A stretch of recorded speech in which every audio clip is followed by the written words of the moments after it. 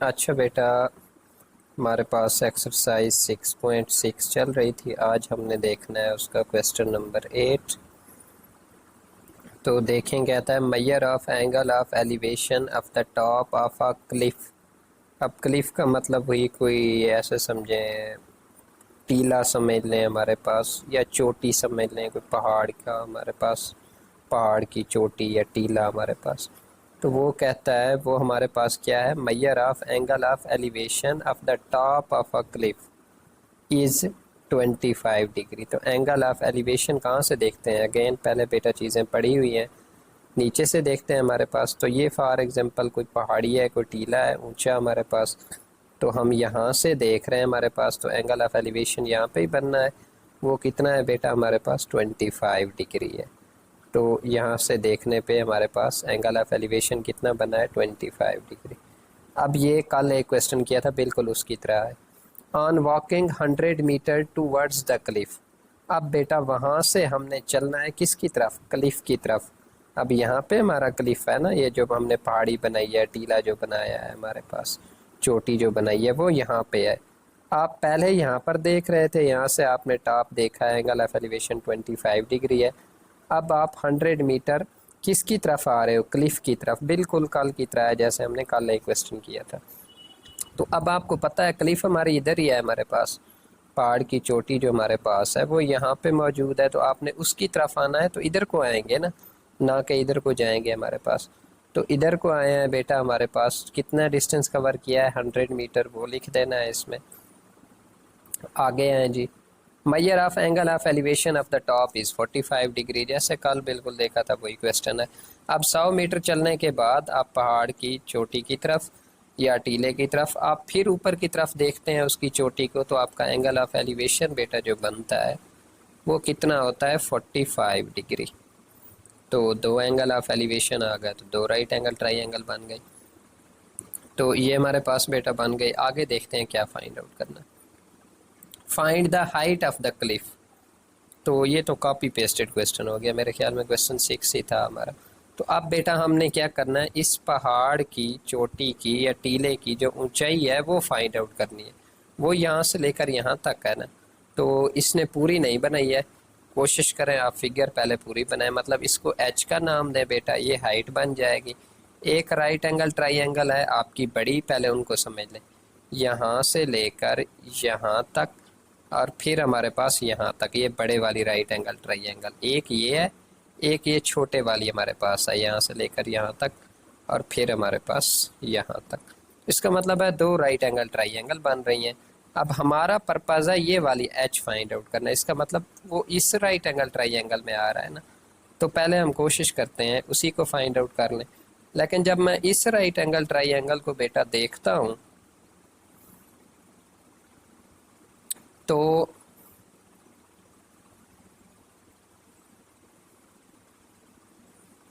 इसको जब बेटा मैं देखता हूँ, इस राइट एंगल ट्राइंगल को आप देखें, इसकी तो कोई साइड भी हमें गिवन नहीं है।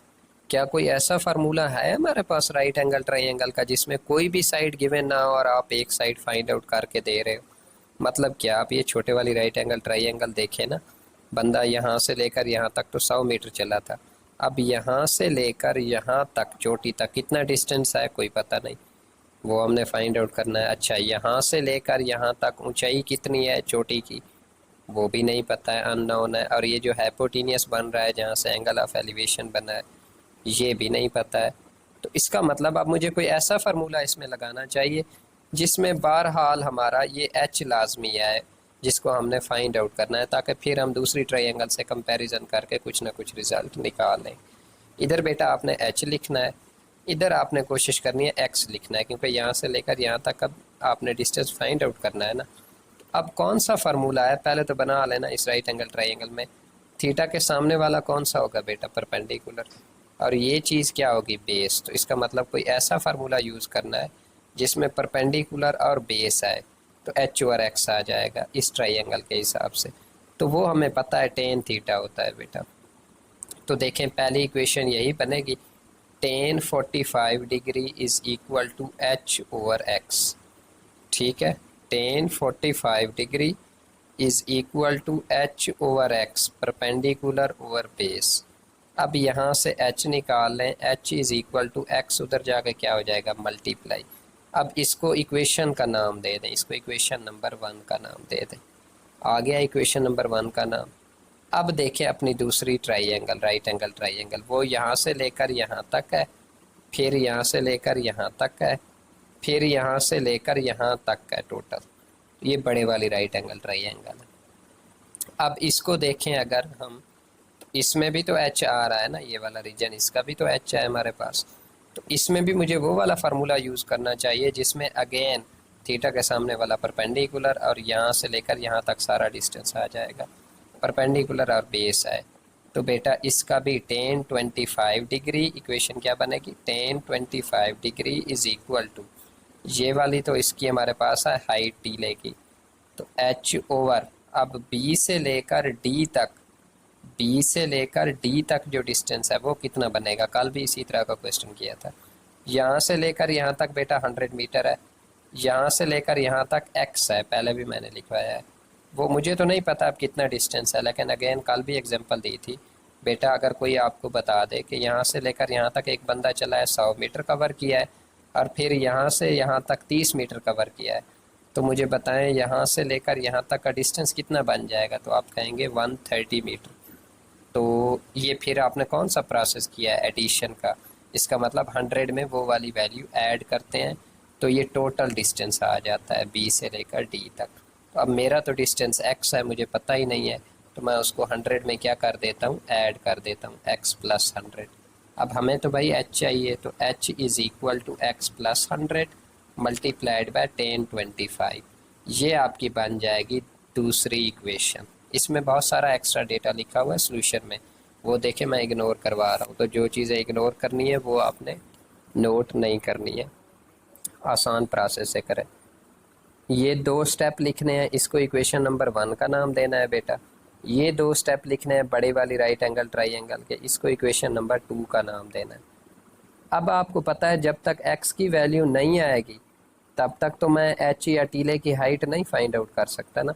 तो x निकालने के लिए मैं क्या करता हूँ, कंपेयर करता हूँ इक्वेशन को। इसका कल भी बताया था, अगर इक्वेशन की बेटा लेफ्ट हैंड साइड इक्वल है तो राइट हैंड साइड भी दोनों इक्वेशन की इक्वल आनी चाहिए। एक इक्वेशन ये है, एक इक्वेशन ये है, तो इसने यही वाला रिलेशन यूज़ किया जो अभी आपको बताया।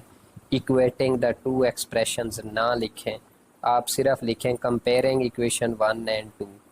फिर इसमें 1 आपने इसको नाम दिया था तो इसका x वाला लिखें एक साइड पे, दूसरी पे इसका x वाला लिखें, तो कंपेयर कर रहे हैं बेटा, इससे x का आंसर मेरे पास आ जाएगा।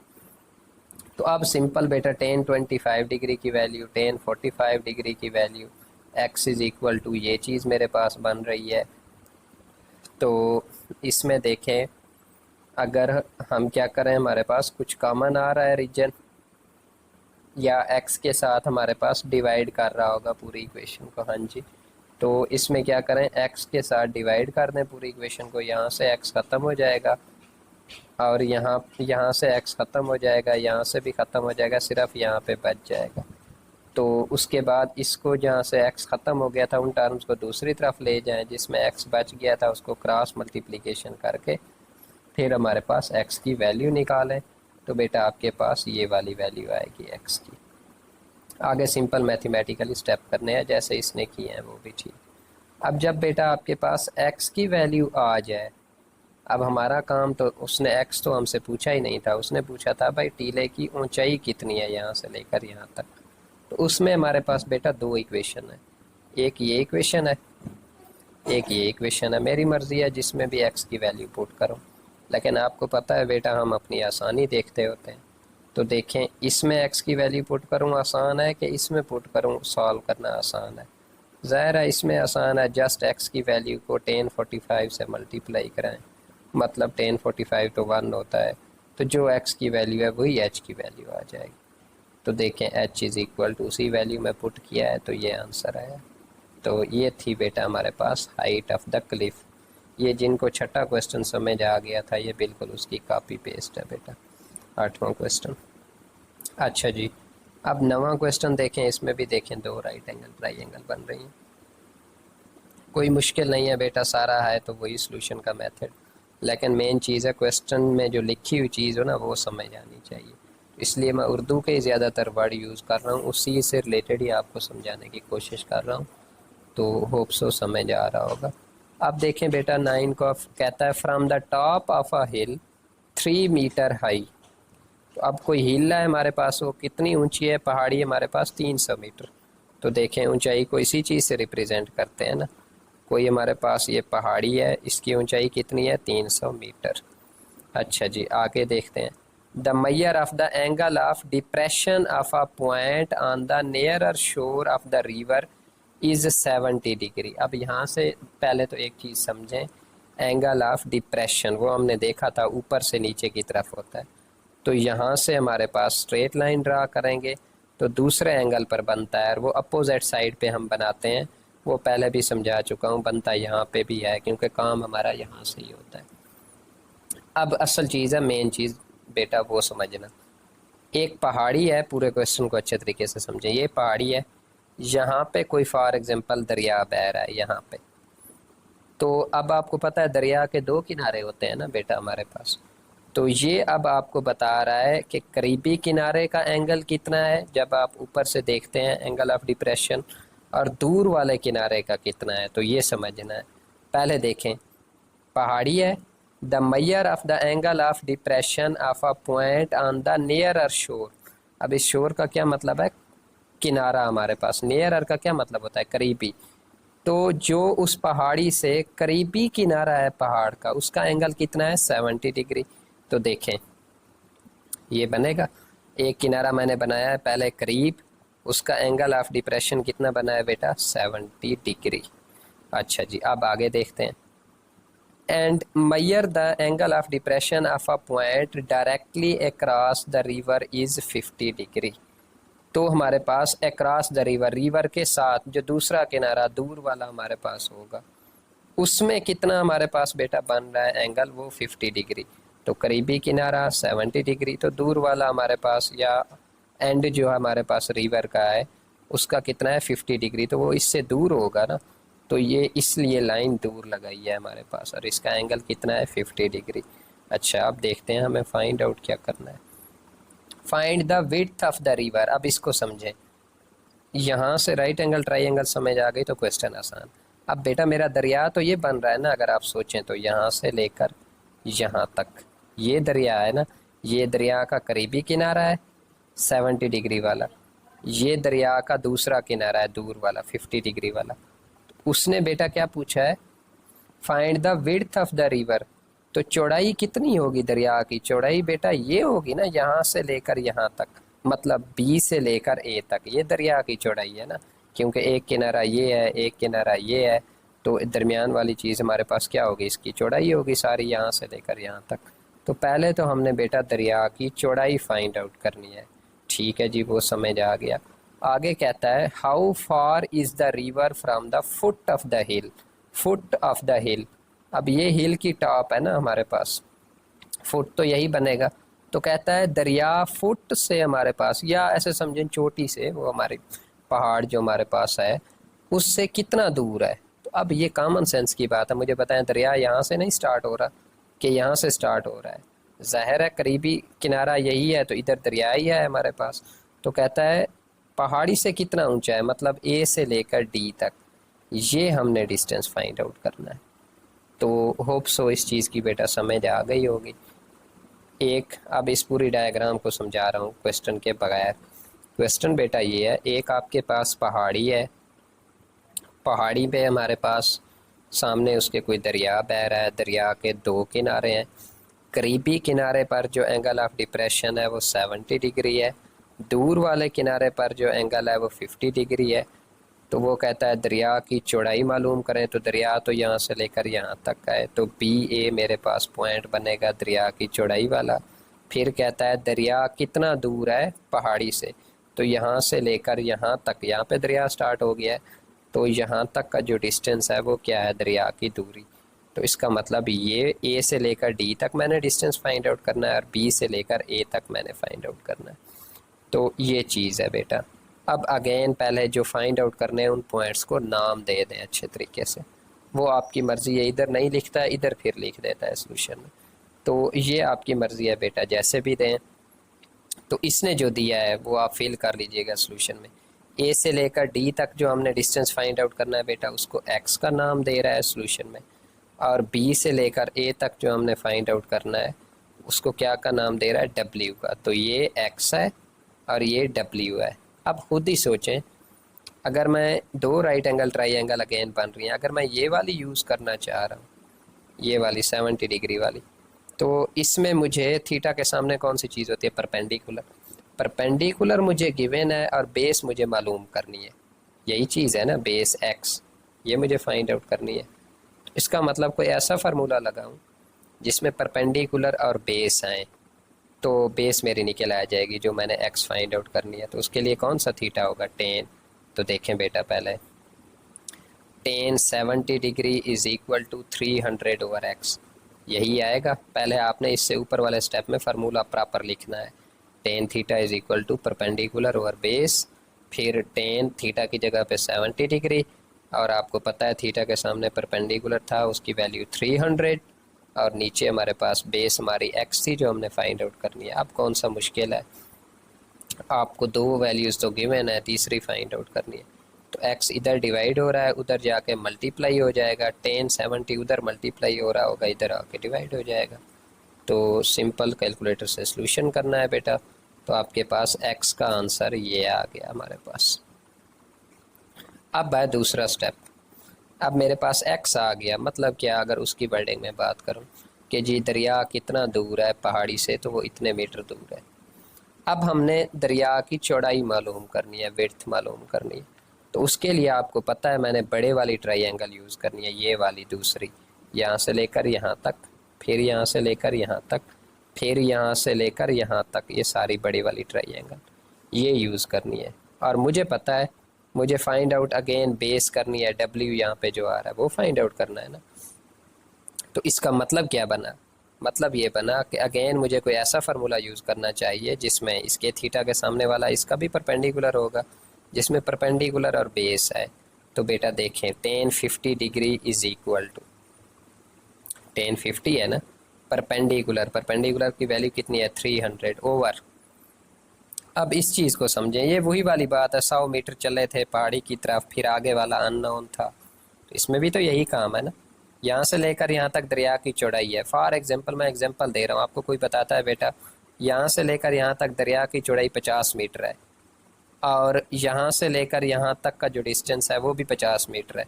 तो मुझे बताएं बी से लेकर डी तक का डिस्टेंस कितना बनेगा, 100। कैसे आया, अगेन वो पहले वाले रूल हैं, दोनों को सम किया है।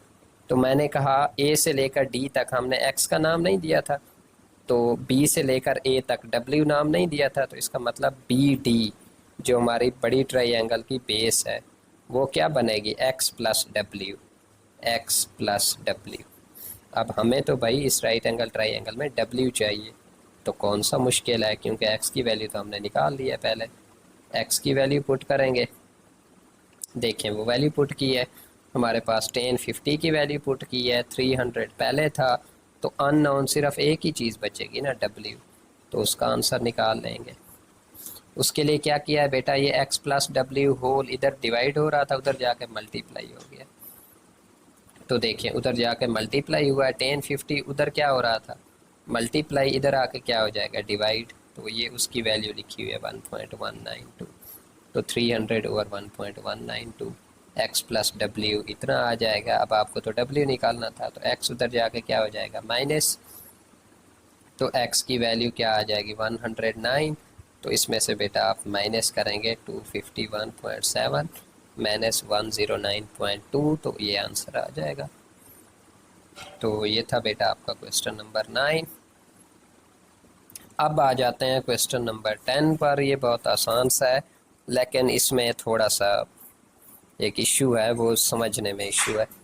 तो जैसे उसने वर्डिंग सही यूज़ नहीं की है, तो उसको थोड़ा सा खुद से ही समझ लेना है, बाकी क्वेश्चन आसान है। देखें, कहता है kite has a 120 metre of string attached to it when at an angle of elevation of 50 degree. अब आपको पता है, कभी आपने पतंग उड़ती हुई देखी हो, तो पतंग की जो डोरी होती है और जो बंदा उड़ा रहा होता है हमारे पास, वो डोरी इस टाइप की होती है ना, ऐसे जा रही होती है। ये तो नहीं होता कि इधर आप पतंग उड़ा रहे हो तो वो सीधा ही आपके सर के ऊपर खड़ी हो, ऐसा तो नहीं होता, हमें पता है। पतंग इस टाइप की डोरी डोरी ऐसे जा रही होती है हमारे पास, तो आपका पतंग यहाँ पे मौजूद होगा। तो यही चीज़ हम कह रहे हैं, देखें जो पतंग की डोरी होती है वो इसी तरह टेढ़ी होती है हमारे पास कुछ। तो ये बन गई जी हमारे पास स्ट्रिंग, डोरी जिसके साथ पतंग हमारे पास बांधा हुआ है और वो उड़ रहा है ऐसे। उसकी हाइट कितनी है हमारे पास, 120 मीटर। जो डोरी है, स्ट्रिंग है, तो ये 120 मीटर बेटा आ गया। When at an angle of elevation of 50 degree. अब ज़ाहिर है बंदा भी यहाँ पे मौजूद है ना जो पतंग उड़ा रहा है, तो उसका एंगल ऑफ एलिवेशन बेटा कितना है, 50 डिग्री है। तो देखें यहाँ से देखेगा ना पतंग की तरफ, ऊपर की तरफ, तो एंगल ऑफ एलिवेशन यहाँ पे बनेगा 50 degree. How far is it above the hand holding it. अब ये थोड़ी सी टर्म गलत लिखी हुई है, राइट एंगल ट्राइंगल से बनती नहीं है। ये कहता है जो उसने हाथ से पकड़ी हुई है पतंग, तो पतंग कितनी हमारे पास ऊंची है, हमारे पास किससे, वो हाथ से जो उसने पकड़ी हुई है हमारे पास स्ट्रिंग या पतंग को। तो एक्चुअली ये इसमें बेटा ये पूछ रहा है कि पतंग ज़मीन से कितनी, ग्राउंड से कितनी ऊंची है। एक्चुअल कैलकुलेशन इसी से होती है हमारे पास। अब बंदा तो यहाँ पे खड़ा है, यहाँ पे पकड़ रहा है हमारे पास, हाथ के साथ डोरी है उसके हाथ में, और वो सारी पतंग उड़ा रहा है हमारे पास। तो ये डिस्टेंस तो उसने दे दिया है खुद ही कि स्ट्रिंग 120 मीटर है। तो फिर हमारे पास ये जो दूरी पूछ रहा है, ये किसकी पूछ रहा है, पतंग की पूछ रहा है कि पतंग ज़मीन से कितनी ऊंची है। तो यहाँ से लेकर यहाँ तक, अब इसमें ये आपने खुद समझना है, एक थोड़ा सा एरर है। तो ज़मीन से बेटा ऊंचाई, पतंग तो यहाँ पे मौजूद थी, ये देखें डोरी के साथ अटैच है, इधर हमारे पास पतंग उड़ रही है, तो ज़मीन से उसकी ऊंचाई यहाँ से बनेगी ना हमारे पास। तो ये हमने फाइंड आउट करनी है। तो बस ये कंसेप्ट समझ आ गया तो बाकी तो कुछ मुश्किल है ही नहीं। तो देखें दो साइड, थीटा के सामने वाली परपेंडिकुलर, अब ये वाली साइड कौन सी है, हाइपोटेन्यूस। इसका मतलब कोई ऐसा फार्मूला यूज़ करना चाहिए जिसमें परपेंडिकुलर और हाइपोटेन्यूस आए, ताकि हम क्या निकाल लें, परपेंडिकुलर हमें चाहिए हाइट, डोरी की ऊंचाई चाहिए कितना ऊंची है ज़मीन से पतंग, तो वो हम निकाल लेंगे। तो कौन सा ऐसा फार्मूला है बेटा जिसमें परपेंडिकुलर और हाइपोटेन्यूस आए, sine theta, sine is equal to perpendicular over hypotenuse, H over जो लेंथ है स्ट्रिंग की, एच ओवर 120। तो आपने तो एच फाइंड आउट करना है, तो एच निकालें, 120 से मल्टीप्लाई करें, कितना आसान सा है, 91.92 मीटर। तो ये थोड़ा सा, हाँ लेकिन बस इसमें अब लिखना तो आपने क्वेश्चन के हिसाब से है, लेकिन याद रखना है कि काइट वाला जो क्वेश्चन है उसमें हमने उसकी ज़मीन से कितनी पतंग ऊंची है वो चीज़ फाइंड आउट करनी है। तो बेटा 6.6 कंप्लीट हो गई, ऐसा समझें छठा चैप्टर ही कंप्लीट हो गया। जैसे बताया था रिव्यू एक्सरसाइज बेटा पूरे क्वेश्चन में से ही होती है, वो बार बार उन पे ज़्यादा टाइम नहीं वेस्ट करूँगा। होप सो मैक्सिमम 2 लेक्चर या 1 लेक्चर में ही पूरा गो थ्रू करा दूँगा, क्योंकि जिसको चैप्टर आता होगा तो वो समझ लेगा, उसको पता है सारी चीज़ें वही रिपीट होती हैं, अंदर से उसने फार्मूले पढ़े हुए होंगे तो कर लेगा। जिसने नहीं किया होगा उसके लिए बिल्कुल न्यू होंगे और वो गो थ्रू से समझ ही नहीं आना। तो इसलिए मैं देखूँगा जो मुझे लगेगा कि ये बच्चों के लिए मुश्किल है या बिल्कुल कुछ नई चीज़ यूज़ हुई है जो एक्सरसाइज में नहीं थी, वो क्वेश्चन करा दूँगा। बाकी रिव्यू आपने खुद ही हमारे पास उसमें करनी है। तो फिर हम 7वां चैप्टर ही आगे स्टार्ट करेंगे इंशाल्लाह, देखेंगे अगले लेक्चर में। ओके जी, मिलते हैं फिर, खुदा हाफिज़।